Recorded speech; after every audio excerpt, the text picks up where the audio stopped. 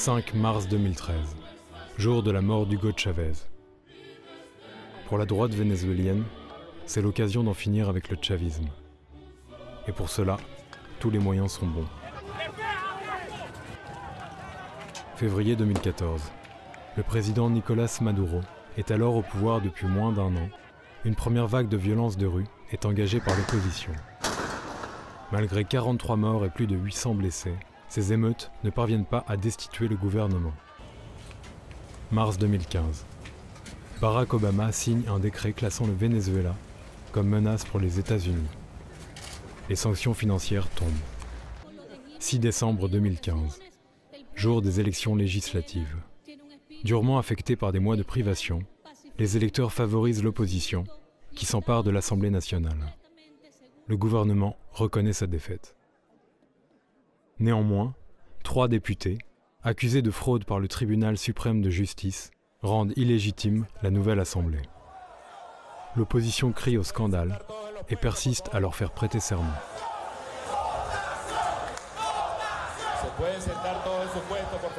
Pour la coalition de droite, la Mesa de la Unidad Democrática, l'heure de la revanche a sonné. Le nouveau président de l'Assemblée, Julio Borges, défie le pouvoir en place. Le problème du pays est que ustedes no cumplen las reglas. O las cumplen o las cumplen. Aquí estamos para cumplir las reglas.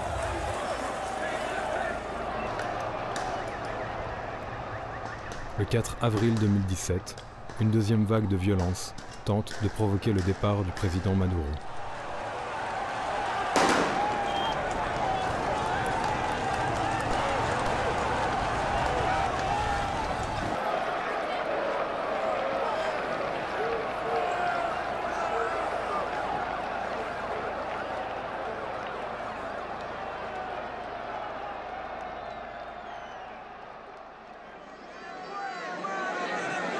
Y hoy, 1 de mayo,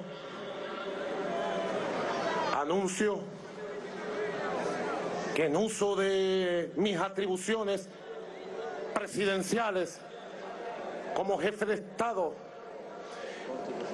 constitucionales de acuerdo al artículo 347, convoco al poder constituyente originario para que la clase obrera y el pueblo en un proceso popular constituyente convoque una asamblea nacional constituyente.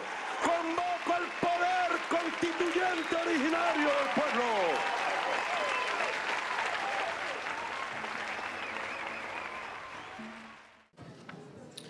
Alors on est à peu près dans les temps, il est 19h10. Je vais parler un petit peu de 5 minutes d'où vient le film, un petit peu, enfin notre idée, comment il s'est fait. Après, Maurice va parler une petite vingtaine de minutes, va rappeler quelques points essentiels qui ont été développés un petit peu dans le film, mais voilà, c'est un format court, 45 minutes, donc on n'a pas le temps de tout dire, et donc on va creuser un petit peu avec lui. Et puis, donc j'ai quelques questions pour lui. Et puis après, pendant à peu près 45 minutes, vous pourrez poser des questions directement.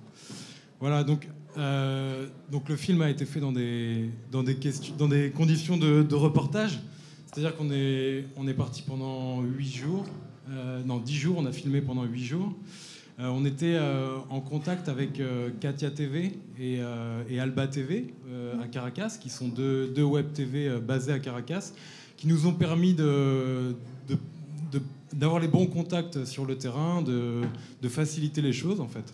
Et donc on a essayé d'avoir à la fois le point de vue des gens, c'est-à-dire les gens qu'on rencontrait dans la rue, et on a interviewé aussi des gens qui étaient à même de poser un regard un peu plus global sur la situation, pas que les gens dans la rue puissent pas le faire. C'est assez étonnant qu'on est à Caracas de se rendre compte à quel point les gens sont politisés, mais d'avoir aussi des gens qui puissent avoir un point de vue un peu géopolitique, quoi.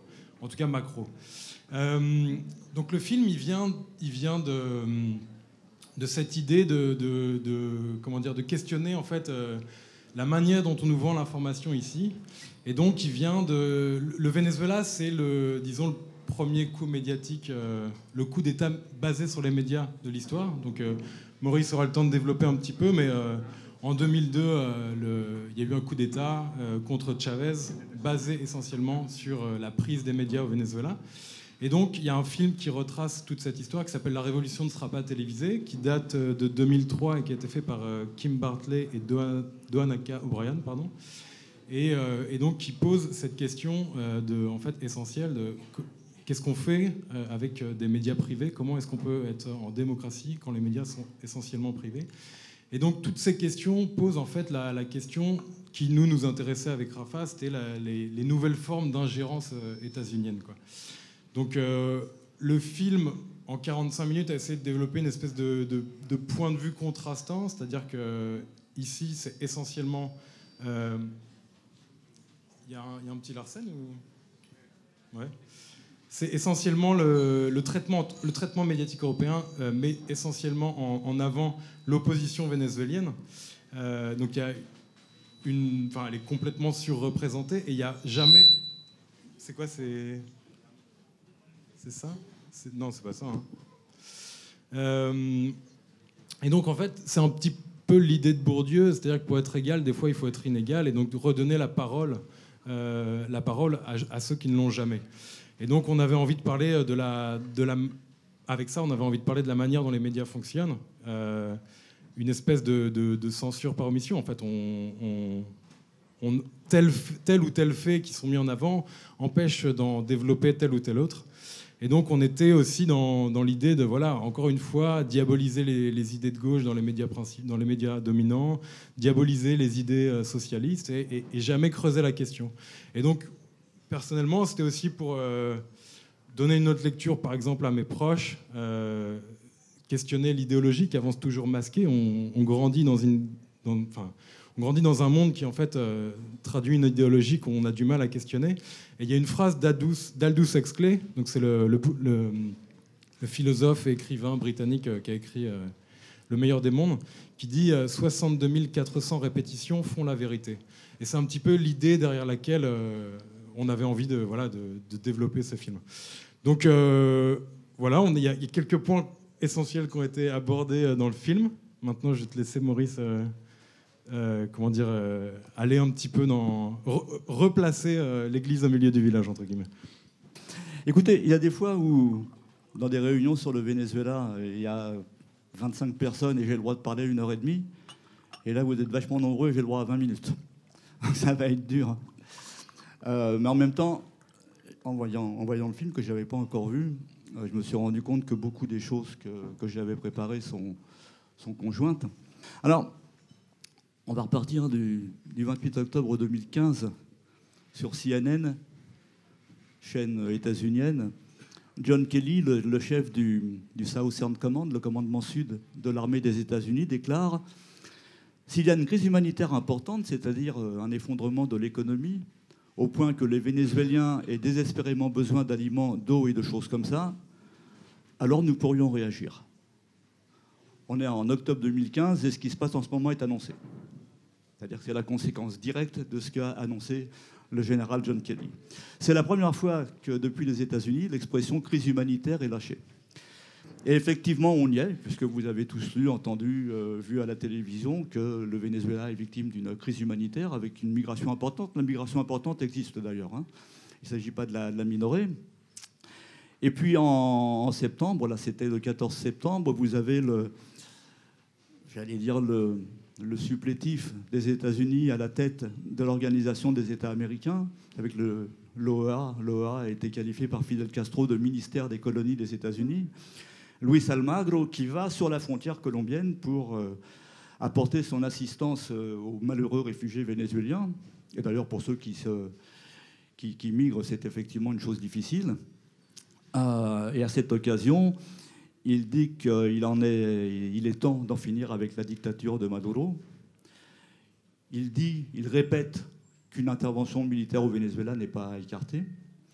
Et puis en même temps, on est ici pour parler du Venezuela, mais rappelez-vous que le Venezuela fait partie d'un ensemble qui s'appelle l'Alliance bolivarienne pour les peuples de notre Amérique, dont est membre le Nicaragua, où vous savez qu'il y a actuellement une crise grave également. Et Almagro, à cette occasion, dit qu'il fait un appel à la communauté internationale pour asphyxier la dictature qui s'installe au Nicaragua. Donc vous voyez un petit peu le contexte. Alors ce qui est surprenant dans cette histoire, on est sur la frontière de la Colombie et du Venezuela, c'est qu'on n'a jamais vu Luis Almagro ou un secrétaire général de l'OEA venir dans cet endroit-là pour s'inquiéter du sort des 6 millions de Colombiens qui sont déplacés internes dans leur pays. On n'a jamais vu un secrétaire général de l'OEA venir sur la frontière pour se préoccuper du sort des 4 millions de Colombiens qui vivent au Venezuela. Jamais. Hein. On est dans une configuration tout à fait particulière. Et puis on n'a jamais vu un secrétaire général de l'OEA venir en Colombie pour s'inquiéter des conditions extrêmement mauvaises dans lesquelles se déroule le processus de paix, ou plutôt la réintégration des anciens guérilleros des FARC, puisque vous le savez, ça ne se passe pas très bien. Et puis surtout parce que, si je prends les derniers chiffres, et malheureusement ils évoluent tous les jours, vous avez 385 dirigeants sociaux et défenseurs des droits humains, dont 61 appartenaient à un mouvement qui s'appelle la Marche Patriotique, qui ont été assassinés en Colombie entre le 1er janvier 2016 et le 14 mai 2018. C'est-à-dire que la situation en Colombie, et depuis longtemps malheureusement, est extrêmement critique, mais ça n'est pas là que se pose le problème, puisque le même Almagro annonce le 20 novembre depuis Miami qu'il a porté plainte devant la Cour pénale internationale contre Maduro pour crime contre l'humanité, et il va être rejoint par 5 pays latino-américains, le Canada, qui effectivement déposent une plainte devant la CPI contre Maduro. Alors on est évidemment dans une histoire de fou. Je rappelle comme ça au hasard, par exemple, que l'intervention des États-Unis en Irak en 2003 a fait en gros 1 million de morts. Je vous rappelle y compris que la France a quasiment détruit la Libye, quoi qu'on pense de Kadhafi. Je vous rappelle que le président Uribe en Colombie est directement impliqué avec les paramilitaires dans l'assassinat de militants colombiens, et c'est Nicolas Maduro qu'on veut embarquer devant la CPI. Et vous savez que nous on est voisins. Je viens de Paris. Vous l'avez vu d'ailleurs, on a le président Emmanuel Macron qui a trouvé le moyen d'annoncer que la France soutenait l'initiative de ces pays d'Amérique latine qui veulent porter le Venezuela devant la Cour pénale internationale. Là encore, je ne vais pas m'étendre trop longtemps, mais je vous rappelle qu'en France, donc là je parle de mon pays, on est vraiment très très voisins, le gouvernement auquel appartenait Emmanuel Macron avant de devenir président, le président Hollande s'est rendu aux obsèques. Il n'est pas allé aux obsèques de Hugo Chavez, mais il est allé aux obsèques du roi Abdallah d'Arabie Saoudite, où les femmes n'ont pas le droit de sortir du territoire sans l'autorisation de leur mari, où on a eu 78 décapitations en public en 2013, 87 en 2014, 78 en 2018. On a reçu en France le maréchal Al-Sisi, l'Égyptien, où, comme ça je vais très très vite, 2804 disparitions forcées, entre 2010 et 2016, livraison d'armes françaises. Enfin bref, vous comprenez l'aberration totale de cette histoire d'envoyer Maduro devant la CPI. Là, dans les 2 jours qui viennent de se passer, il y a eu un drame au Venezuela, un véritable drame, puisque vous l'avez sans doute entendu parler. Il y a un opposant qui est vraisemblablement impliqué, ou qui est peut-être impliqué dans la tentative d'assassinat de Nicolas Maduro le 4 août dernier, qui est mort dans les locaux de la police, dans des conditions qu'on ne connaît pas. Donc vous avez en ce moment 2 thèses. Il y a la thèse de l'opposition qui dit qu'il a été assassiné, et il y a la thèse du gouvernement qui dit qu'il s'est suicidé. Personnellement, je n'ai pas de réponse pour l'instant. Simplement, je pense qu'on peut s'aligner sur un certain nombre de gouvernements et de personnalités qui disent qu'il faut qu'il y ait une enquête impartiale. Parce que ça peut être arrivé, dans nos commissariats, il y a des bavures, donc c'est possible. Mais il est aussi possible qu'il soit suicidé. J'observe simplement que donc voilà, une enquête impartiale nécessaire. Mais j'observe simplement que les mêmes qui demandent une enquête, et c'est légitime, ne se sont pas beaucoup bougés lorsque le président Maduro, le 4 août dernier, a été victime d'un attentat qui ne visait pas que lui, qui visait l'ensemble de la direction de la révolution bolivarienne, et qu'il a lui-même proposé au FBI des États-Unis de collaborer, et qui n'a reçu la réponse de personne. C'est-à-dire que les enquêtes impartiales, c'est vrai pour tout le monde, et que sur la tentative d'assassinat de Maduro, sur laquelle nos médias, quand je dis nos médias, je pense aux médias français, je ne sais pas vous comment ça se passe chez vous, sont toujours dans le conditionnel. On est toujours avec attentat, entre guillemets. On est toujours dans le supposé attentat contre Maduro, alors qu'on a maintenant suffisamment d'éléments pour savoir qu'il y a eu effectivement une tentative d'assassinat de Maduro et qu'elle a été organisée depuis la Colombie. Dans une région. Il y a eu 3 mois d'entraînement des individus qui s'y sont livrés, et dans une région en particulier dans laquelle on a beaucoup de paramilitarisme. Alors, c'est pas la première fois. Il faut, là encore, resituer le contexte. On va parler de la déstabilisation économique, mais c'est pas la première fois que Maduro est victime d'une tentative de... Chavez a connu en 2002 tentative de coup d'État. Il y a eu, le 12 février 2015, il y a eu au Venezuela ce qu'on appelle l'opération Jéricho. Vous allez me dire, je pense à 80% que vous n'avez jamais entendu parler de l'opération Jéricho. Elle existe, sauf que les médias n'en ont pas parlé. Le seul journaliste que je connais qui a parlé de l'opération Jéricho, qui l'a raconté, c'est Ignacio Ramonel, l'ancien directeur du Monde diplomatique. Pour tous les autres, ça a été un silence total. Mais l'opération Jéricho, je vous en parle parce qu'il y a des précédents. Il y a des précédents. Je veux dire, quand on parle de la déstabilisation du Venezuela, ce n'est pas quelque chose qui vient de sortir. Le 12 février 2015, il était prévu qu'un avion Toucan, donc un avion Toucan, c'est un avion brésilien, qui est un avion utilisé dans les aviations de guerre, devait bombarder Miraflores, qui est donc le palais présidentiel, le ministère de la Défense, le Conseil national électoral et la chaîne internationale qu'a créée Chavez, Télésour. Cet avion devait être repeint aux couleurs des forces armées bolivariennes. Il y a eu 10 réunions de préparation à Caracas et à Maracay, qui est une ville qui est à proximité. Était impliqué dans l'histoire un général qui s'appelle Osvaldo Hernández, qui est un ex-vice-ministre de l'Éducation supérieure pour la Défense. Vous aviez déjà enregistré une vidéo et ça rappelle le 11 avril 2002, il y a eu les mêmes procédures. Vous aviez déjà 3 civils et 3 militaires cagoulés qui avaient enregistré un message appelant les forces armées à se soulever. Les réseaux sociaux étaient chargés de répandre la nouvelle. Vous avez une journaliste d'opposition vénézuélienne qui est en exil à Miami, Patricia Poleo, qui était chargée d'arroser l'opinion internationale. Patricia Poleo, c'est celle qui a raconté ce qui s'est passé le 4 août dernier. Donc on est dans les procédures classiques. Et puis ce coup, cette amorce de coup d'État devait être déclenchée lorsque, dans le quotidien d'opposition El Nacional, vous savez qu'on prétend qu'il n'y a plus de médias d'opposition au Venezuela. Pour ceux d'entre vous qui y vont, c'est une aberration. Et donc, le 12 février 2015, le El Nacional devait publier un appel aux Vénézuéliens pour un accord national de transition. C'est un manifeste qui appelait à préparer et organiser des élections présidentielles libres, à entamer des procès contre l'ancien gouvernement, donc contre Nicolás Maduro, à restaurer à très court terme un approvisionnement suffisant. Il était rédigé, le texte, il était signé, et il était signé par Antonio Ledesma, que vous avez vu, Leopoldo López, que vous connaissez, c'est l'opposant emprisonné, le prisonnier politique emblématique. Je précise qu'il est en arrêt domiciliaire, il n'est plus en prison, et Maria Corina Machado.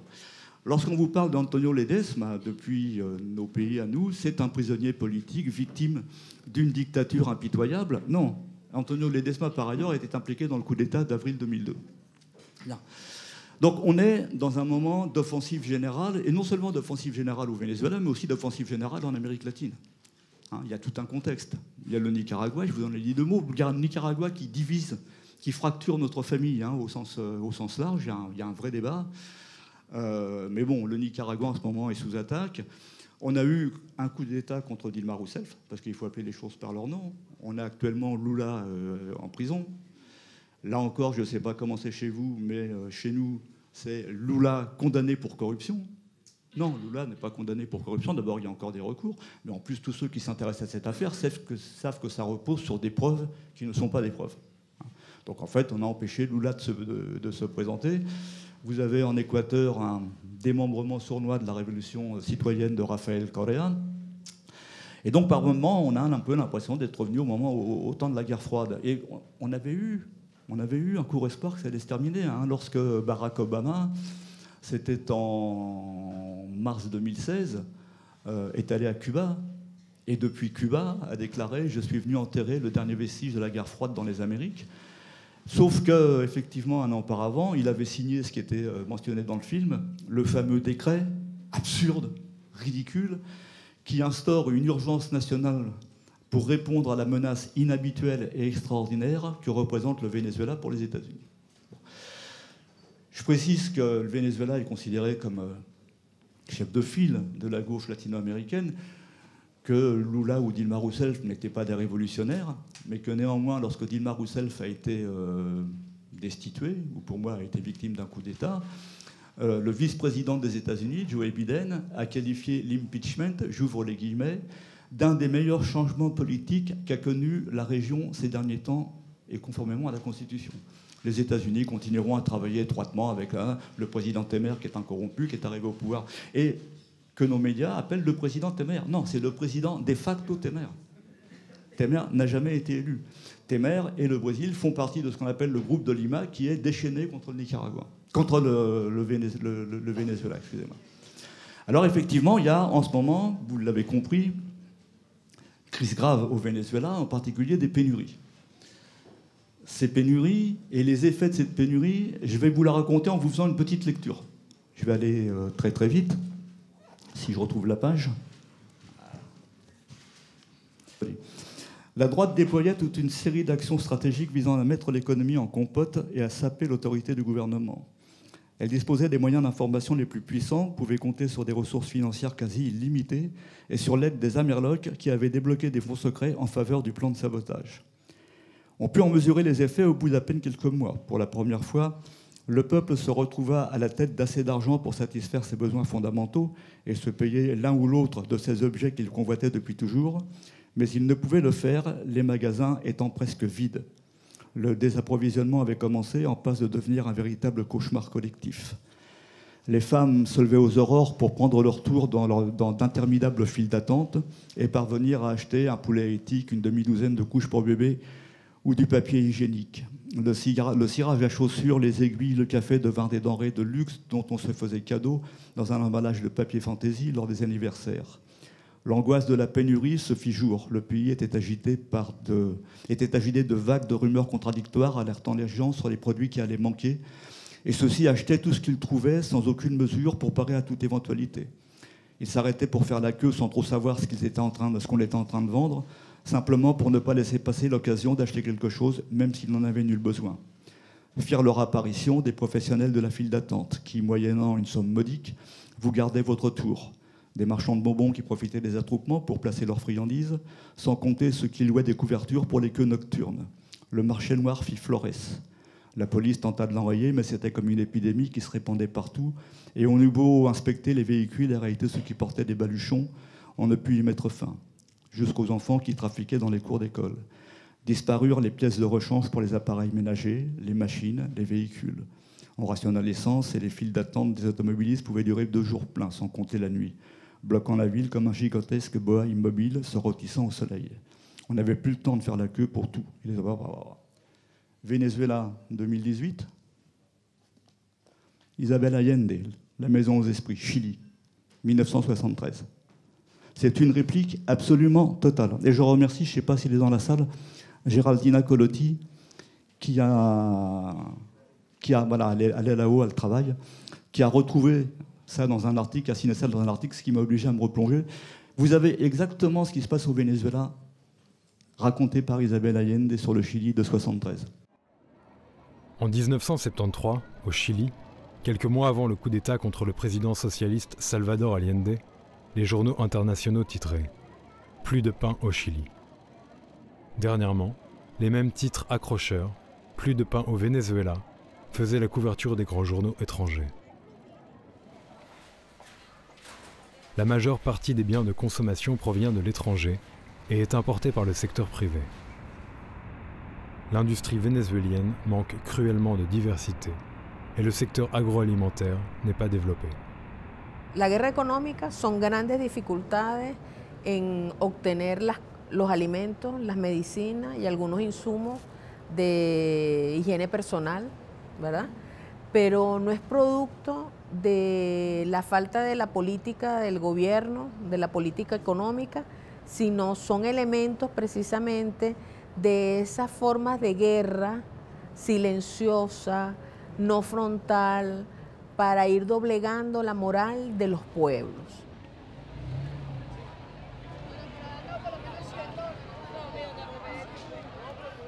Eso aunado a que sigue estando la distribución en grupos oligárquicos históricamente reconocidos en Venezuela, que en algunos lugares, en algunos casos no producen, pero sí distribuyen insumos alimenticios.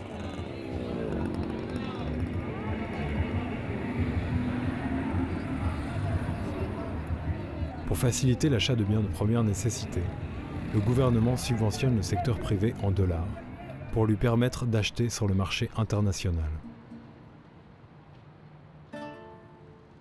2004. Le secteur privé reçoit 608 millions de dollars pour importer des médicaments. Les hôpitaux et pharmacies sont normalement approvisionnés. 10 ans plus tard, le secteur privé reçoit 2,4 milliards de dollars subventionnés. Les médicaments ont totalement disparu des circuits de distribution.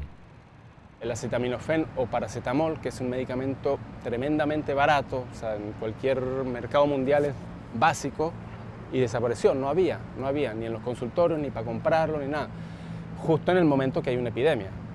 Entonces, sí hay también con cosas que son muy baratas, la desaparecen como para que haya ese malestar. Yo trabajé en Amazonas, en el estado de Amazonas, y ahí donde es endémica la malaria, o sea, comúnmente hay pacientes. Cuando yo trabajé no había falta de medicamento, había. Ahora no los hay.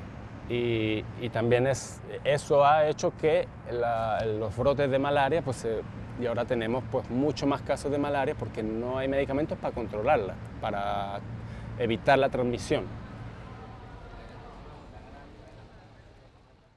Ça nous ramène à un mémorandum du département d'État qui date de 1960, donc avant Allende encore, avant Allende, qui disait, j'ouvre les guillemets, pour affaiblir l'appui à Castro, donc 60, c'était un an après la révolution cubaine, pour affaiblir l'appui à Castro à travers le désenchantement et le découragement, il faut utiliser rapidement tous les moyens pour affaiblir la vie économique de Cuba, afin de causer la faim, le désespoir et le renversement du gouvernement. Ça, c'est 60. Après, vous avez eu Allende. Après 85, vous avez eu le Nicaragua. Maintenant, vous avez le Venezuela, avec les mêmes techniques. Le Venezuela, c'est, donc je vais aller très vite parce que j'ai promis de tenir 20 minutes, c'est des pénuries organisées. Donc, le chaos dans la vie quotidienne de gens comme vous. Vous allez dans vos magasins, dans vos boutiques, vous ne trouvez plus rien. Vous allez sur le trottoir, au marché noir, vous trouvez tout. 10 fois plus cher. Après avoir fait 2 heures, 3 heures de queue pour trouver du riz, des pâtes, évidemment, les produits de première nécessité. Si vous voulez acheter un smartphone, le smartphone de dernière génération, des pompes de luxe, il y a tout là. Dans les quartiers de l'Est de Caracas, vous avez absolument tout. Ce qui manque, c'est ce dont vous avez besoin tous les jours, le dentifrice, le shampoing, etc., etc., etc. 2, une inflation galopante qui repose sur une manipulation des taux de change. Là, pour le coup, je pense que tout à l'heure, on aura des amis vénézuéliens qui vous expliqueront ça mieux que moi, je ne suis pas économiste. Qu'est-ce que c'est la manipulation du taux de change? Il y a un taux du dollar et puis il y a un taux du dollar parallèle, du dollar au marché noir. Je vais vous donner un exemple. La dernière fois que je suis allé au Venezuela, c'était en mars 2008, lorsque vous arriviez à l'aéroport, avec $1, on vous donnait officiellement 25 000 bolivars. Au marché noir, on vous en donnait 240 000, 10 fois plus. Ça a changé, hein. Maintenant on est à 200 000, 300 000, je ne sais plus, c'est n'importe quoi. Donc il y a une manipulation de la monnaie que nos amis peuvent vous expliquer mieux que moi. Vous avez les sanctions économiques des États-Unis. Là encore, je pense qu'on pourra en parler après dans le débat parce que j'ai des chiffres, on a des données qui évidemment ont un rôle important, hein, y compris avec la participation de l'Union européenne. Bon, alors pour le coup, moi je vous parlais tout à l'heure de la France. Vous avez le privilège ou le malheur d'accueillir l'Union européenne, qui est complice des États-Unis dans les sanctions contre le Venezuela. Vous avez par exemple... non, je peux pas, je vais dépasser, je vais déborder. Non, mais il faudra revenir là-dessus, parce qu'il y a aux États-Unis un système qui s'appelle SWIFT, qui gère les transactions financières internationales, qui bloque le Venezuela. Et on a en France, on a en Europe, dans l'Union européenne, Euroclear, qui fait exactement la même chose. Il y a actuellement, je crois que c'est 1,6 milliard d'argent vénézuélien qui est bloqué par Euroclear, qui était destiné à acheter des médicaments et des aliments. Donc il y a une offensive générale. Et puis évidemment, ce qui est recherché, un isolement diplomatique. L'isolement diplomatique, c'est quoi? Évidemment, ça part de la campagne médiatique. Je veux dire, si vous discutez avec vos amis, vos copains, vos connaissances, ils sont tous de bonne foi persuadés que le Venezuela est une dictature. On a des amis qui sont de mauvaise foi, mais de bonne foi, je veux dire qu'en pendant des années, vous avez été bombardé d'informations vous disant, par exemple, le Venezuela réprime les manifestations. Alors tiens, on va prendre cet exemple-là. Réprime les manifestations. C'est quoi les manifestations? On a, en 2014 et en 2017, 2014, l'opposition, Leopoldo López, qui a été emprisonné pour ça, lance l'opération La Salida, la sortie. Alors déjà, ça veut dire ce que ça veut dire. À partir de là, vous avez une vague de violence qui va faire 45 morts, qui se déroule dans les quartiers chicos de Caracas. Vous avez 45 morts. La presse, dans son ensemble, titre « La répression au Venezuela fait 45 morts ». C'est pas vrai. On vous en fume. On se moque de vous. Si je vais très très vite, on est dans une opération de guérilla urbaine. Ça se passe dans 9 municipalités du Venezuela. C'est pas le Venezuela à feu et à sang. Vous avez 9 municipalités où il y a de la violence. À Caracas et près de la frontière colombienne, toujours par hasard. Vous avez... Alors, il y a des bavures policières, comme chez nous. Vous avez, au terme de ces violences, vous avez 81 enquêtes qui sont ouvertes sur les excès des forces de l'ordre. Donc, on est dans un état de droit. Vous avez 24 agents poursuivis, et dont un une condamnation de 18 ans. Mais sur les 878 blessés, vous en avez 300 qui sont des membres des forces de l'ordre. On appartient à une famille politique qui, a priori, n'est pas amoureuse des flics. Mais enfin, je veux dire quand même, quand au terme de manifestations, vous avez 9 policiers qui ont été tués par balle, ça pose un problème. On n'est plus tout à fait dans des manifestations démocratiques. Quand vous avez des militants ou des gens qu'on prend pour des chavistes, vous avez vu une scène de lynchage, qui sont attrapés, qui sont passés à tabac, qui sont brûlés vifs. Alors, je ne dis pas que ça a été général, mais il y a eu 1 ou 2 cas. On ne peut pas dire que c'est Maduro qui réprime. C'est l'opposition qui se comporte d'une manière absolument scandaleuse. Vous avez 6 personnes qui meurent à cause des barricades. Vous avez des petits malins qui disent les motards au Venezuela sont... Il y a beaucoup de motos. Il y a beaucoup de motos au Venezuela, sont réputés être chavistes. Donc, pendant les guarimbas de 2014, les petits malins ont dit pour neutraliser les motos, vous allez tendre des fils métalliques en travers des avenues. Il y a eu, je crois que c'est 4 motards qui sont morts de ça. Ce n'est pas des manifestations démocratiques. On peut reprendre le même schéma pour 2017. 2017, ça fait 145 morts. 145 morts en 2017. La répression au Venezuela fait 145 morts. Non. La vague de violence fait 145 morts. Vous avez, là encore, 7 membres des forces de l'ordre qui sont tués par balle. 21 qui sont blessés par arme à feu. Vous avez 4 militants de chavistes assassinés. Vous avez 4 manifestants qui meurent en manipulant leurs propres explosifs. Et moi, je les ai vus pour le coup. J'ai vu comment ça se passait. J'ai vu un manifestant avec son bazooka artisanal, il a failli allumer ses copains. Imaginez que je sois ici, je suis un manifestant et je tire sur vous, au lieu de tirer sur les forces de l'ordre. Vous en avez 4 qui sont morts sur les barricades. Vous en avez 1 qui est mort au cours d'une rixe. Vous en avez 3 qui étaient dans les bandes criminelles. Donc voilà, c'est ça qu'on vous... Et on vous fait le même coup. Là, pour le coup, je vous alerte, on vous fait le même coup en ce moment sur le Nicaragua. On vous fait le même coup. Je m'arrête un court instant là-dessus parce que c'est un vrai débat. Et on a une difficulté, c'est qu'aujourd'hui, contre nos amis vénézuéliens et les Nicaraguayens, il y a évidemment les médias, il y a un certain nombre d'universitaires qui sont considérés comme ce qu'on appelait auparavant l'extrême gauche.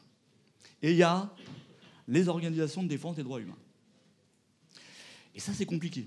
Lorsque vous avez Amnesty International ou la FIDH qui sortent des rapports ravageurs sur le Venezuela et le Nicaragua, ça vous met mal à l'aise parce que certains d'entre nous, moi j'étais rédacteur en chef de la chronique d'Amnesty International en France pendant 4 ans.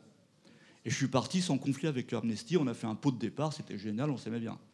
Sauf que là, maintenant, il y a un problème parce que la logique d'Amnesty, l'ennemi d'Amnesty, c'est l'État. Alors on défend les droits individuels. Et si les droits individuels s'opposent aux droits collectifs, on va défendre les droits individuels, y compris dans les conditions que je viens de vous raconter. Avec ensuite des manipulations absurdes. Là, je prends le cas du Nicaragua en 2 minutes, mais parce que c'est spectaculaire. Vous avez... Alors d'abord, on doit s'interroger, nous, sur... Mais attendez, parce que les ONG, on aime bien. Les ONG, on les a accompagnées dans les années 80. Souvent, elles étaient progressistes, elles étaient de gauche, elles luttaient contre les dictatures. Donc, a priori, dans nos têtes, toutes les ONG sont de gauche. Eh ben non. Eh ben non, c'est pas vrai. Il y a des ONG conservatrices. Donc, mais c'est toujours organisation non gouvernementale. Au Venezuela, en matière de droits de l'homme, ceux sur qui s'appuie Amnesty International, la Fédération internationale des droits de l'homme, etc., etc., etc., c'est essentiellement deux organisations. Une qui s'appelle Provea, qui est en gros, alors je ne sais plus si c'est avec un des partis d'opposition, Primero Justicia ou Voluntad Popular, et puis vous avez El Foro Penal. Le Foro Penal, qui est une des sources d'Amnesty, il est financé par Freedom House, c'est-à-dire il est financé par le département d'État des États-Unis. S'il y a ici des militants d'Amnesty, alors je vais vous dire que je vous respecte, mais il faut poser la question en interne. On doit tous interroger ces organisations auxquelles nous sommes attachés, mais qui sont en train de trahir leur mission. Réellement. Si je prends le cas du Nicaragua, excusez-moi, je m'écarte un tout petit peu, mais il faut l'avoir en tête. Vous avez donc vague de violence. Le même jour, le Centre nicaraguayen des droits de l'homme vous dit qu'il y a 251 morts. L'autre association, qui est l'association pro-droits de l'homme, vous dit 309. On a 50 morts de différence le même jour. Bon. Vous avez Amnesty qui vous dit la répression a fait 300 tués. Vous avez La Croix, journal catholique français, qui le 11 septembre vous dit le gouvernement a repris le contrôle du pays au prix d'une répression qui approche les 500 morts. C'est-à-dire qu'on passe de 300 à 500 en une semaine. Hein. On ne sait pas pourquoi, on ne sait pas comment. Bon. Et puis vous avez Le Point, donc c'est encore un journal de droite français, excusez-moi, je ne sais pas si... lui aussi c'est 500 morts. Et puis une semaine après, Le Point il vous dit non, c'est pas 500 morts. Enfin il dit pas non, il vous dit c'est 448 morts. Et puis vous avez le Diario Las Américas qui est à Miami, qui est un journal d'extrême droite, qui lui vous dit entre 322 et 512. Mais ça veut dire quoi ça? Entre 322 et 512, ça veut rien dire. Et malheureusement, vous avez Le Monde diplomatique qui vous dit, qui est un journal que j'ai bien connu, où on essayait d'avoir un minimum de rigueur, qui aujourd'hui vous dit il y a entre 300 et 400 morts. Je suis désolé, c'est pas sérieux. Ça n'est pas sérieux. C'est pas possible. Et par ailleurs, personne ne cite, et je l'ai déjà dit 100 fois parce qu'il y a en ce moment un fort débat, je ne suis pas danieliste, je ne suis pas orteguiste, je ne suis pas un inconditionnel de Daniel Ortega, mais vous avez quand même un rapport qui a été fait par le gouvernement nicaraguayen du 19 avril au 25 juillet qui, lui, vous dit voilà, il y a eu 197 victimes. C'est déjà beaucoup, hein, 197 victimes. Et qui vous dit, et preuves à l'appui, moi j'ai les listes, si ça intéresse quelqu'un, vous me laissez vos courriers électroniques, et si vous parlez espagnol, je vous envoie ce rapport. Il y a les noms, il y a les dates, il y a les lieux, et qui vous dit dans les listes des organisations de défense des droits de l'homme, on a trouvé 253 personnes qui sont mortes par homicide, par crime crapuleux, accident de la circulation, suicide, etc., etc., etc., etc. Ce qui est dramatique là-dedans, c'est que ces informations fausses soient répercutées et que vous soyez tous peut-être persuadés qu'il y a une répression féroce au Nicaragua. Après, il y a des bavures, après, il y a des questions qu'on peut poser. Et c'est vrai aussi au Venezuela. Mais les campagnes médiatiques sont devenues absolument terribles. Vous n'êtes pas obligé de me croire. Géraldina non plus, surtout pas Géraldina déjà. Vous avez compris qu'on a une certaine sympathie pour le processus bolivarien. Bon, je suis un journaliste de gauche, jamais caché, mais ça n'empêche pas d'être honnête. Donc vous n'êtes pas obligé de me croire. Mais sur la crise actuelle, il y a des personnages ou des personnalités politiques qui s'expriment. Il y en a une en particulier dont on peut considérer que dans notre famille, à nous, on ne l'a jamais considéré comme quelqu'un d'extraordinaire. C'est l'ancien chef du Parlement espagnol, José Luis Rodríguez Zapatero. Zapatero, c'est pas un gauchiste, c'est pas un chaviste, c'est pas un extrémiste, c'est pas l'extrême gauche. Zapatero, lorsque l'opposition et les États-Unis et l'Union européenne et la France, la Belgique, je ne sais pas, mais je vous laisse régler vos affaires entre vous, on dit que l'élection présidentielle au Venezuela n'était pas recevable et que personne ne reconnaîtrait Nicolás Maduro. Zapatero a dit, alors je vais essayer de vous retrouver la phrase exacte, parce que précisément, je pense qu'il ne faut pas être dans le discours et dans le blabla, mais dans le précis, la précision. Donc, observateur, l'ex-premier ministre espagnol José Luis Rodríguez Zapatero a déclaré vendredi, donc ça c'était le 20 mai 2008, que la position des États-Unis et de l'Union européenne de désapprouver les élections présidentielles au Venezuela avant qu'elles n'aient lieu était une absurdité. Ça c'est Zapatero, qui s'adresse à l'Union européenne. Il a reconnu éprouver une certaine colère à cause de ce qui est en jeu. C'est très grave de dire à un pays, ces élections ne sont pas utiles, elles ne valent rien avant qu'elles n'aient eu lieu. C'est une marque d'irresponsabilité envers un peuple et son avenir. Que des positions si importantes aient été prises avec si peu d'éléments de jugement me fait peur. Luis Rodríguez Zapatero. Voilà, j'arrête là et puis après, il y a plein de trucs encore à dire. Merci.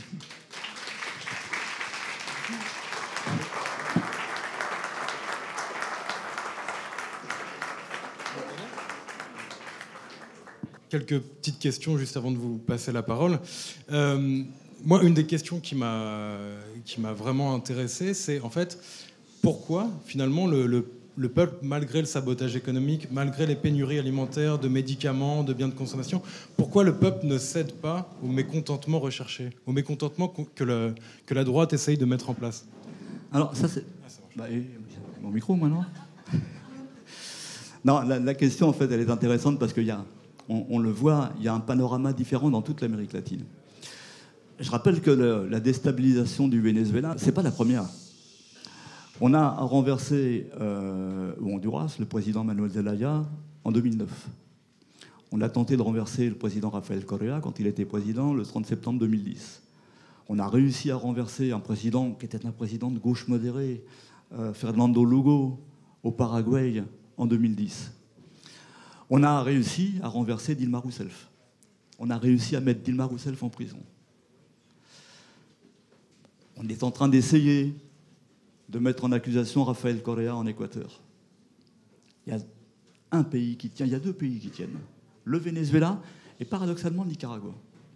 Ce sont deux pays dans lesquels les dirigeants, Hugo Chavez, rappelez-vous la fameuse émission Allo Presidente, pour laquelle on a tellement rigolé, ce président qui parle pendant des heures à la télévision, Il a fait de la pédagogie pendant 15 ans. Il l'a dit, la démocratie, alors c'est un mot qui n'est pas beau, participative et protagonique. Il a créé, dans un premier temps, les cercles bolivariens. Il a créé ensuite les cercles les conseils communaux. Le territoire du Venezuela est semé de groupes, de militants conscientisés qui ne lâchent pas. L'erreur, sans doute, et je le dis en toute amitié, s'il y a des Brésiliens dans la salle, de nos amis Lula ou Dilma, pareil, dont les politiques n'ont pas été parfaites, mais celle de Chavez non plus, celle de Maduro non plus, c'est qu'ils ne se sont pas appuyés sur les bases populaires. Ils ont fait de la politique à haut niveau, ils ont passé des alliances, et le jour où ça a foiré, on l'a vu avec Dilma, normalement il y aurait dû y avoir 10 millions de Brésiliens dans la rue. La réaction, elle a été timide. Venezuela, le 11 avril 2002, quand il renverse Chavez, vous avez 1 million de Vénézuéliens dans les rues de Caracas. Là, aujourd'hui, vous avez une discipline de faire... Lorsque l'opposition cherche à provoquer, elle manifeste les fameuses zones, les fameuses périodes 2014-2017, la violence. La tentative principale de l'opposition, c'était d'avancer les manifestations jusqu'au palais présidentiel et jusque dans les quartiers populaires pour créer le chaos, en sachant très bien qu'il y aura un affrontement. Et les militants et les dirigeants chavistes font preuve d'une discipline extraordinaire. Il n'y a pas eu de choc entre eux et l'opposition. On a laissé les forces de l'ordre s'en occuper. C'est-à-dire qu'il y a une base sociale au Venezuela, on peut l'estimer à 30%. Il y a un noyau dur chaviste de 30%. Et avec ça, le chavisme résiste. Le Brésil, il y a tout à reconstruire. Bon, cela étant, ça ne veut pas dire qu'on n'espère pas, mais normalement, il y a peu de chances que malheureusement que le candidat d'extrême droite ne passe pas dimanche. Bon, voilà. C'est évidemment une mauvaise nouvelle pour le Venezuela. Parce qu'on a eu, là encore, il n'y a pas très longtemps, on a eu une bouffée d'air, le Mexique qui passe au centre-gauche. Le Mexique fait partie du groupe de Lima qui harcèle le Venezuela. Donc déjà, un poids lourd en moins dans le groupe de Lima pour harceler le Venezuela. Évidemment, si Lula s'était présenté, Lula a été élu, on le sait. C'est pour ça qu'il est en prison. Moi, je suis prêt à vous parier qu'une fois l'élection passée, ils vont le libérer. Parce qu'il n'est pas coupable. L'objectif, c'était de l'empêcher de se présenter à l'élection. Mais évidemment, si le Brésil bascule à l'extrême droite, elle va continuer l'offensive contre le Venezuela, donc c'est pas une bonne nouvelle. Étant entendu, et j'arrête là, je sens ton regard inquiet, étant entendu quand même qu'il ne faut pas sombrer dans le pessimisme. En gros, je vais vous dire, ce que je suis en train de vous raconter, il ne faut pas que ça vous décourage, il faut que ça vous mette en colère. Il y a quand même des signes. Lorsque Luis Almagro, quand j'ai commencé par ça, dit qu'il faut une intervention militaire, lorsque Trump dit qu'il faut une intervention militaire, il y a quand même un certain nombre de pays latino-américains qui sont dans le groupe de Lima, qui sont hostiles à Caracas, qui disent non, on n'est pas d'accord, on n'est pas pour. Il n'y a que 2 pays qui suivent, c'est la Colombie, de Iván Duque, d'extrême droite, et le Guyana, qui a un vieux conflit territorial avec le Venezuela. Les autres sont plus prudents, parce qu'ils savent très bien, imaginons une intervention militaire des États-Unis au Venezuela, la dernière, c'est pas si vieux, hein, c'est Panama, 1989, ça colle le feu à toute l'Amérique latine. Mais le feu à toute l'Amérique latine. Donc ils sont tous relativement prudents. Ce qu'il y a à craindre, et je termine, c'est une provocation depuis la frontière colombienne, parce que c'est là qu'est le danger. Et ensuite, la Colombie ayant eu la bonne idée d'adhérer à l'OTAN, alors voilà le paradoxe. Vous avez pendant 15 ans des gouvernements progressistes dont l'objectif principal, et qui, y compris, réussissent, c'est de travailler sur l'union de l'Amérique latine, l'intégration de l'Amérique latine, avec la création de l'Union des Nations sud-américaines, sans les États-Unis, de la communauté des États latino-américains Caraïbes, sans les États-Unis. La CELAC déclare l'Amérique latine zone de paix. Zone de paix. Et tout le monde dit OK. Et il suffit que la droite revienne au pouvoir en Argentine, au Chili, au Pérou, etc., et elle fout tout en l'air. Et vous avez la Colombie qui adhère à l'OTAN. Que se passe-t-il si demain il y a une provocation sur la frontière colombienne? En gros, par exemple, des paramilitaires colombiens à qui on prête des uniformes de l'armée vénézuélienne et qui attaquent une patrouille de l'armée colombienne. Vous entrez dans un conflit dans lequel la Colombie peut appeler et les États-Unis au secours et l'OTAN au secours. Donc là, effectivement, il y a une escalade extrêmement dangereuse. We have many options for Venezuela. This is our neighbor. This is, we're all over the world. And we have troops all over the world in places that are very, very far away. Venezuela is not very far away. And the people are suffering. And they're dying. We have many options for Venezuela, including a possible military option if necessary.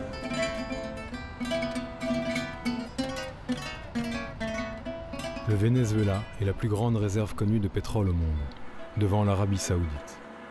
Le pétrole vénézuélien est à 5 jours des États-Unis. Celui provenant d'Arabie Saoudite est à 5 semaines. En 2001, Hugo Chavez décrète la reprise de Petróleos de Venezuela et l'affectation des revenus pétroliers au financement des politiques sociales. Les élites dirigeantes du pays et les entreprises pétrolières nord-américaines ne pardonneront jamais au chavisme cette dépossession. Algunos pensaban que esto era una especulación, un invento del chavismo, pero de agosto hasta esta fecha hemos visto como el gobierno norteamericano ha anunciado públicamente que esa era su estrategia. El presidente, el vicepresidente han dicho públicamente que van a intentar asfixiar a la economía venezolana y para eso han llevado adelante sanciones económicas. Es decir, hay una estrategia hoy concreta de presionar a fondo sobre las principales variables económicas del país para de esa manera quebrar la correlación de fuerzas y que eso se traduzca en un voto electoral favorable a la oposición. Et depuis l'investiture de Donald Trump à la Maison-Blanche, la stratégie est claire.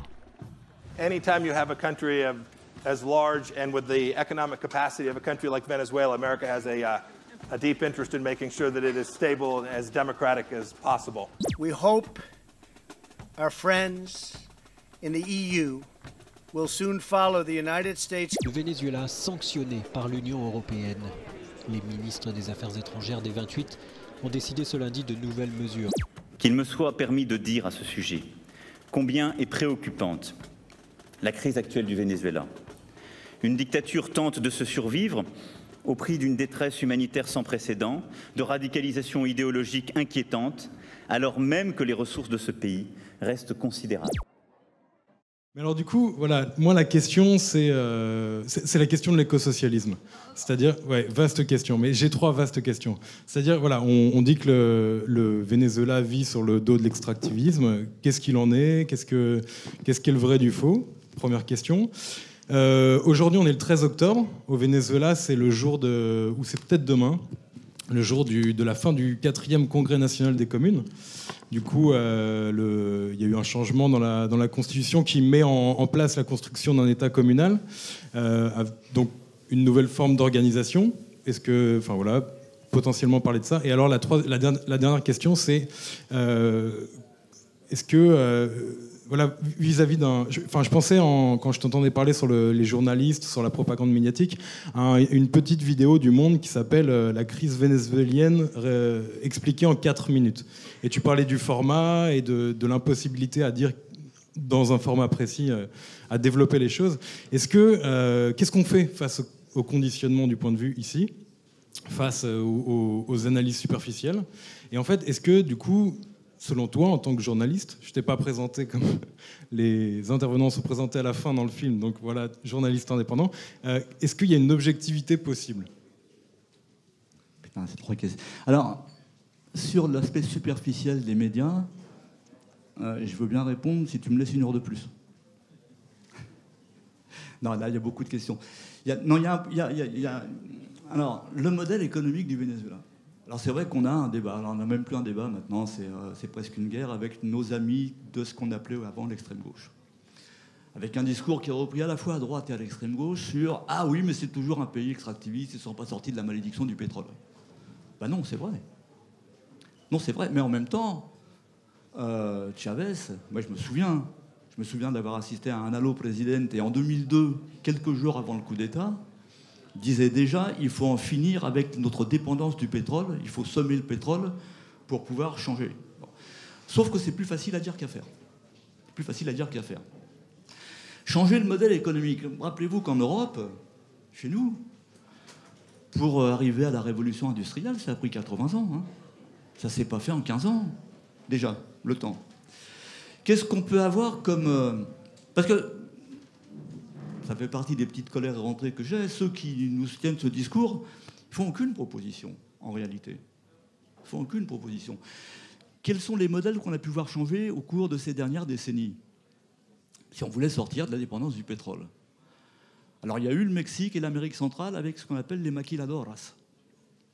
C'est-à-dire qu'on a imposé un modèle économique nouveau dans lequel vous avez des usines de sous-traitance sur la frontière avec les États-Unis pour le Mexique, en Amérique centrale, dans toutes les capitales, qui ont reposé sur la sous-traitance en vue de l'exportation vers les États-Unis, avec interdiction des syndicats, avec conditions de travail épouvantables, avec exploitation des femmes. Alors bon, ça, pour le coup, j'ai écrit ça dans le monde diplomatique des années 90, c'est-à-dire un modèle qui est inhumain.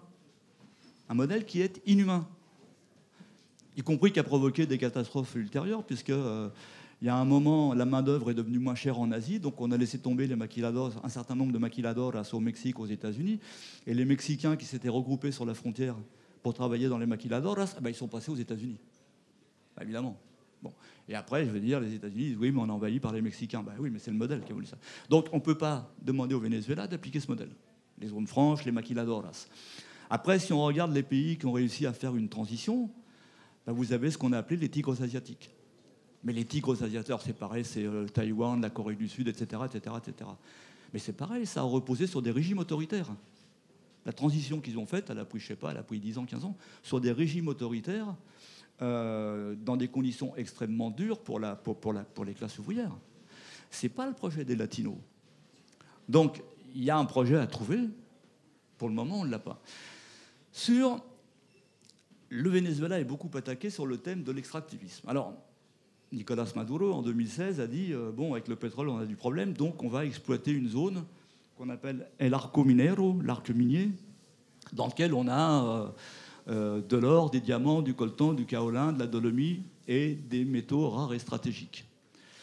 Le discours de nos amis... Alors, je présume, on va faire un pari comme ça, qu'on est tous écolo-socialistes, en gros. Hein, c'est-à-dire qu'on est tous conscients qu'il y a un problème avec l'environnement, qu'il faut prendre des mesures sérieuses, et puis qu'on est tous plutôt pour un modèle socialiste. Enfin bref, hein, on va partir de ça. Si vous n'êtes pas d'accord avec ça, c'est pas grave, vous pouvez rester. Mais voilà. Bon. Donc on accuse le gouvernement de Maduro, en réalité, donc, de vouloir exploiter à mort et détruire une région qui s'appelle l'Arco Minero, qui est dans l'état de Bolívar, qui est en Amazonie. Maduro a annoncé en 2016 qu'on allait créer une zone de développement stratégique nationale. Et on vous dit, nos amis nous disent, 112 000 km² vont être livrés à la rapacité de dizaines de multinationales provoquant des dégâts environnementaux irréversibles. Alors, il y a effectivement de quoi s'inquiéter. Hein. Je ne dis pas ça en rigolant. La préoccupation, elle est sérieuse. Sauf que la préoccupation est sérieuse, mais la manière dont elle est présentée, elle ne l'est pas du tout. Elle n'est pas du tout simplement parce que, alors là encore, moi, je ne suis pas un modèle. Hein. Alors, on vous dit, Maduro, il va détruire l'Amazonie. Il y a 4 petites villes du Far West dans cet arco minero qui s'appellent Guasipati, El Callao, Upata, Tumeremo. Vous faites des dizaines et des dizaines et des dizaines de kilomètres, il n'y a plus de forêt. C'est fini. Il ne va pas détruire la forêt, elle n'existe plus. Parce que cette zone, elle est exploitée depuis un siècle. Elle est exploitée depuis un siècle. Vous avez El Callao, qui est au centre de cette affaire. La première mine d'or a été fondée en 1853. La première compagnie anglaise est arrivée là-bas en 1881. En 1970, vous avez une compagnie qui a été fondée, qui s'appelle Minerven, qui a été nationalisée 4 ans plus tard, en 1974. Donc déjà à l'époque, on exploitait el arco minero, l'arc minier.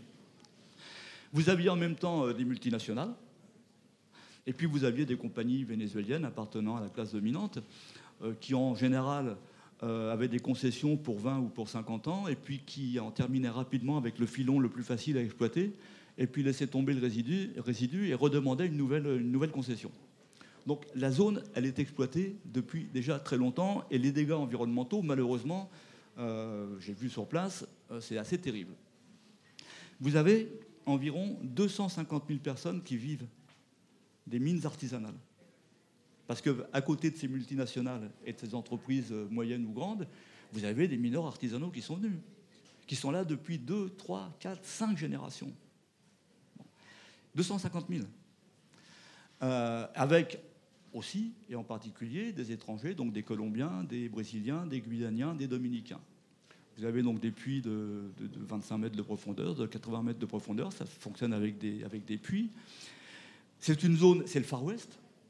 C'est le Far West. Hein. Vous avez des délinquants, vous avez ce qu'on appelle les grands caïds, qui sont les paranes, vous avez des paramilitaires colombiens, vous avez ce qu'on appelle des syndicats, qui sont des mafias, qui contrôlent le territoire, qui rackettent les mineurs. Hein. En gros, c'est 4 ou 5 grammes d'or par mois pour pouvoir rester là. Donc c'est le Far West.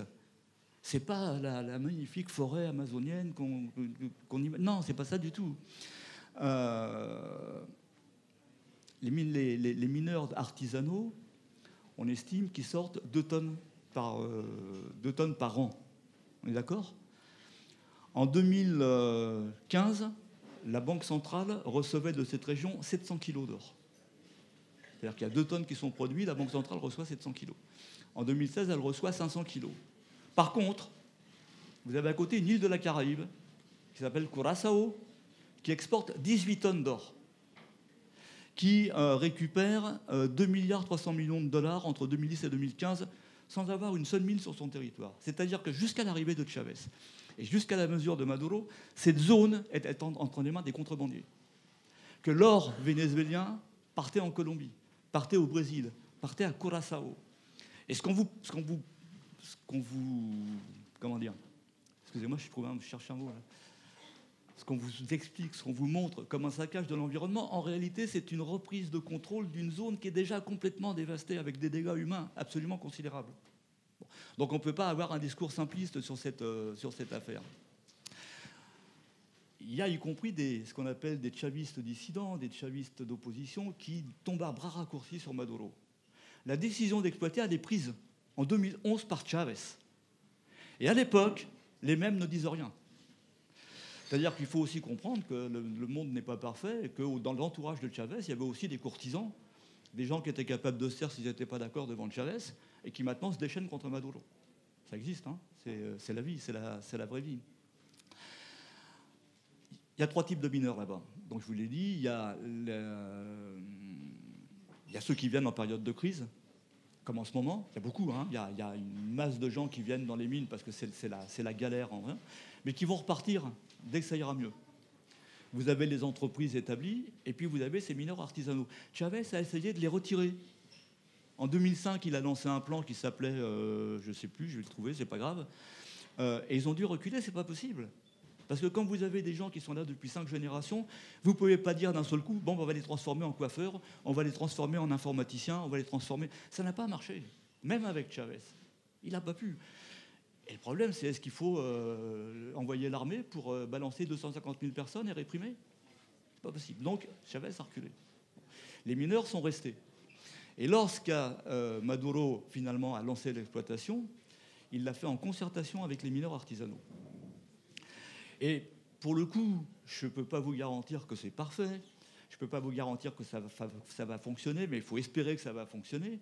Vous avez eu, je crois que c'est 700 assemblées avec ce qu'on appelle les... Enfin, je ne vous donne pas le détail, hein, parce que je me rends compte que je suis en train de déborder encore. Vous avez eu des concertations avec tous les mineurs, et vous avez actuellement tous ces mineurs qui étaient dans le monde informel, qui sont en train de signer des accords avec le gouvernement, qui, en échange d'une régularisation, c'est-à-dire du respect de mesures d'hygiène, de mesures de sécurité, qui, en échange du fait de vendre leur or à la Banque centrale vénézuélienne, qui, en échange, je veux dire, d'une normalisation de la situation, ont accès aux programmes sociaux du gouvernement, vendent leur or au prix international au gouvernement, sont en train de mettre en place des micro-projets d'agriculture, de pisciculture, etc. C'est-à-dire qu'on est dans une dynamique positive. Dynamique positive dans une région qui était foutue. Alors certes, il y a des multinationales qui vont arriver. Hein, mais sur les 112 000 km² dont on vous dit qu'ils vont être ravagés par Maduro, il y a 5% qui vont être exploités. Il y a 23 zones. 5%. Le reste, ça ne bouge pas. Et y compris en 2015, on a inauguré au Venezuela la plus grande zone de réserve humide de l'Amérique latine protégée, dans laquelle personne n'a le droit, sauf les populations indigènes. Les mineurs qui ne sont pas dans les zones présélectionnées doivent obligatoirement se replier. Ça veut dire qu'on peut... Voilà. Ah bah ouais, ça ne fallait pas me lancer, hein, ça avait dit. Ça veut dire en gros qu'on peut avoir un débat. Est-ce qu'il faut tout abandonner? Est-ce qu'il faut virer 250 000 personnes? Est-ce qu'il faut... J'arrête. Mais quand même, le coltan qui est exploité dans les mêmes conditions, c'est-à-dire des accords entre le gouvernement et les mineurs. Vous en avez tous dans vos ordinateurs et dans vos téléphones portables. Alors, la responsabilité, elle est partagée. À partir du moment où on considère que tant qu'on ne décidera pas qu'on abandonne nos ordinateurs et nos téléphones portables, on ne peut pas mettre en accusation un gouvernement qui dit on va exploiter le coltan. Et je termine vraiment ce coup-ci. Étant entendu qu'en ce moment, le principal producteur de coltan, ce n'est pas le Venezuela, il est en train de mettre en exploitation, c'est la République démocratique du Congo, dans des conditions absolument effroyables, avec des mômes au fond des mines, avec du travail forcé. Donc je dirais à nos amis d'extrême gauche, franchement, ce n'est pas le Venezuela qu'il faut mettre en accusation. Bon. Le temps presse, donc on va devoir laisser la place malheureusement. On prendra peut-être des questions après. Eux en plus ils sont bons. Hein. Maurice, tu restes là. Comment ça je reste? Bah, je vais les empêcher de parler. En tout cas, merci beaucoup Maurice. Et puis on va enlever cette table et monter les 4 chaises. Ça va ?